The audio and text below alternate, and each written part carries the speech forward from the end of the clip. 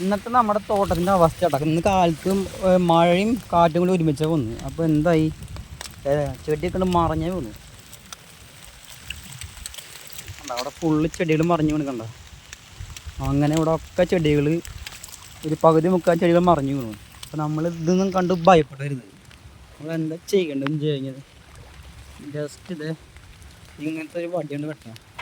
വടി നല്ല ഉറപ്പ് വടിയാണുണ്ടോ, അത് വെട്ടിയിട്ട് ഈ ചെടിയുടെ അധികം ചേരാണ്ട് ജസ്റ്റ് ഒന്ന് ഇങ്ങനെ കുത്തി കൊടുക്കുക. എന്നിട്ട് കുത്തുമ്പോൾ വേര് പൊട്ടോണ്ട് നോക്കണ്ട ചെടിയുടെ.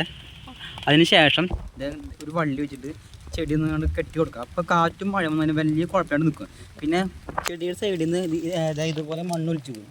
അപ്പോൾ നമ്മൾ മണ്ണ് പരമാവധി കയറ്റി വിടണുണ്ടോ. പിന്നെ നമ്മുടെ തോട്ടത്തിൽ ഇത് പൂവൊക്കെ ആയി തുടങ്ങിയിട്ടുണ്ട്. ഇപ്പോൾ നല്ല മഞ്ഞ ചെണ്ടുമല്ലായിട്ടുണ്ട്. പിന്നെ അതുപോലെ തന്നെ നല്ല ഓറഞ്ച് പൂ ആയിട്ടുണ്ട്. പിന്നെ വയലറ്റ് നമ്മുടെ എന്താ പറയുക വാടാമല്ലി ആയിട്ടുണ്ട്. വാടാമല്ലി 2 ടൈപ്പ് ഉണ്ട്. ഒന്ന് ഇതും പിന്നെ ഇതും. പിന്നെ നമ്മുടെ ചീര ആയിട്ടുണ്ട്. പാലക്ക് ചീര ആയിട്ടുണ്ട്. പിന്നെ സാധാ നാടൻ ചീര ആയിട്ടുണ്ട്. ഇതൊക്കെ നമ്മൾ ചെണ്ടുമല്ലി ചെയ്യുമ്പോൾ ഇങ്ങനെ കൃഷി ചെയ്ത് കഴിഞ്ഞാൽ വളരെ ലാഭകരമായിട്ട് നമുക്ക് കൃഷി മുന്നോട്ട് കൊണ്ടുപോകാൻ പറ്റും. ഇവിടെ ഒക്കെ ചീരയുണ്ട്.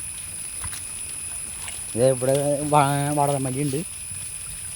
അങ്ങനെ വാടാമല്ലിയും ചീരയും ചെണ്ടുമല്ലി ഒക്കെ കൂടി മിക്സ് നമ്മൾ ഇത് ചെയ്തേക്കുന്നു. അപ്പോൾ നമ്മൾ എല്ലാവരും ഇങ്ങനത്തെ പ്രതിസന്ധികൾ വരുമ്പോൾ തളരാണ്ട് അതിന് എന്താ പരിഹാര മാർഗം എന്ന് വെച്ച് കഴിഞ്ഞാൽ അത് ചെയ്യാൻ ശ്രമിക്കുക. പിന്നെ വലിയ കാറ്റും മഴയൊക്കെ വന്ന് നമുക്ക് ഒന്നും ചെയ്യാൻ പറ്റില്ല. ഇതിനാളും വലിയ മരങ്ങളൊക്കെ കടപറിഞ്ഞു പോയി. അപ്പോൾ പിന്നെ ഇങ്ങനത്തെ ചെറിയ ചെടികളുടെ കാര്യങ്ങളുടെ അവസ്ഥ പിന്നെ നമുക്ക് പിന്നെ പറയാനില്ലല്ലോ.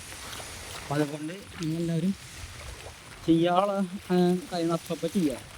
പിന്നേക്ക് മാറ്റി കഴിഞ്ഞാൽ വൻ നാശനഷ്ടം ഉണ്ടാവും. അപ്പോൾ എല്ലാവരും കളയാണ്ട് മുന്നോട്ട് പോവുക.